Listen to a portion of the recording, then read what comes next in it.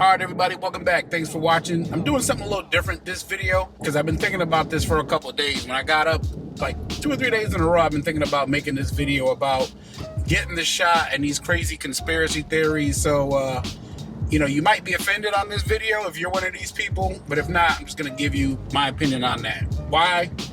Because I can. So you may hear about this topic called like vaccine hesitancy. These essentially are people that are hesitant to get the shot for whatever reason. And some of these crazy conspiracy theories are just really funny.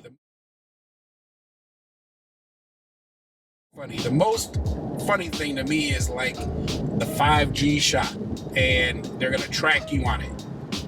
And I was talking about this with somebody else, and it was just funny because I'm thinking to myself, like, look, it's funny that people think they're really that important to where the government or somebody else wants to track you, when the fact of the matter is like, no one cares. No one cares what you're doing, okay? Like, there's people who literally get on social media, pour their heart out, trying to get attention, and no one watches. So the fact that a person would think they're that important to where the government or somebody else would want to track them is funny in and of itself. The second part of that is there's a lot more effective ways to track people and their movements, which we've perfected over 20 years of war against terrorists. And that's called like a cell phone. You're gonna have that in your pocket all the time. So there's a lot of technology around it to track what you're doing and where you're going. If somebody really was that interested in what you're doing, they would probably just use your cell phone to track you. They wouldn't use some tracker built into some vaccine chip or something. So that's the first thing. In and of itself, it's just ridiculous. Another thing I hear a lot is people who are hesitant because they say that, oh man, they just developed this thing so fast. Like, nah, something's not right about that. Everybody has a supercomputer in their pocket. It's like, as information has become more and more available, it's like people have gotten dumber. It's counterintuitive to what you would think. You would think that people would just research their own information. So this is kind of along that lines. While this COVID-19 is a new species of virus, this isn't a new virus per se. It was called novel because novel just means new. It was a new type of a coronavirus. Another coronavirus that happened before was SARS, if you guys remember that. If not, just Google SARS.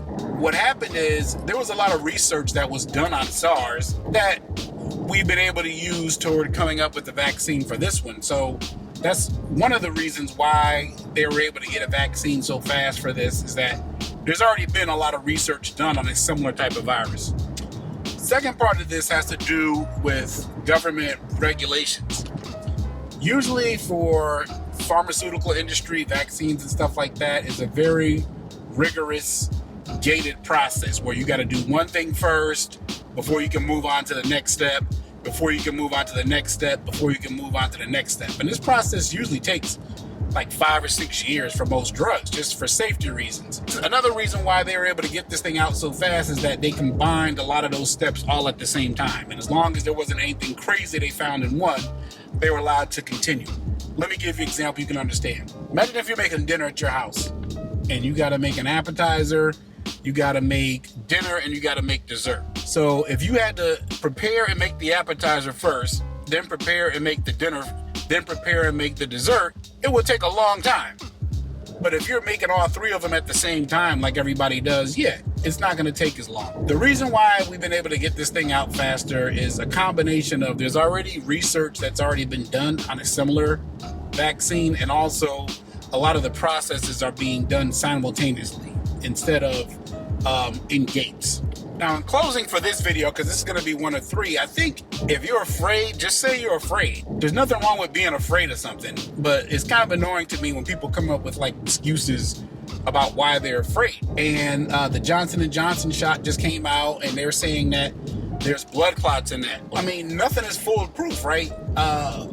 Women get blood clots from birth control pills and die from it every day, unfortunately. Sad but true.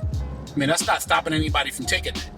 You know, nothing is 100%. People going for routine surgeries every day and die. Not to diminish the value of that, but of course that's not going to make the news. So don't let some story about some random thing dissuade you.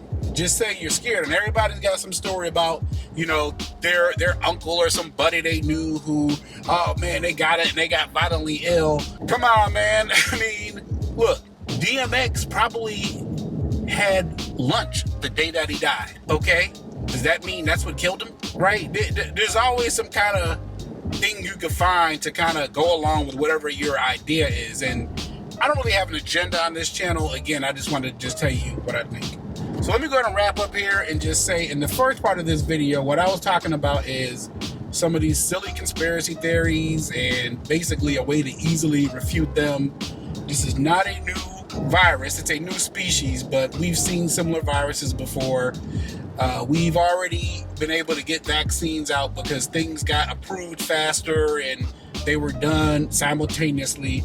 And also, I think that a lot of people are just afraid of taking it. And instead of just saying they're afraid, they come up with these crazy reasons or excuses. So I'm going to be back on the next video. I think in the next video, I'm going to talk about the different type of vaccine technologies and how it relates to this one, because maybe that'll help explain it a lot more.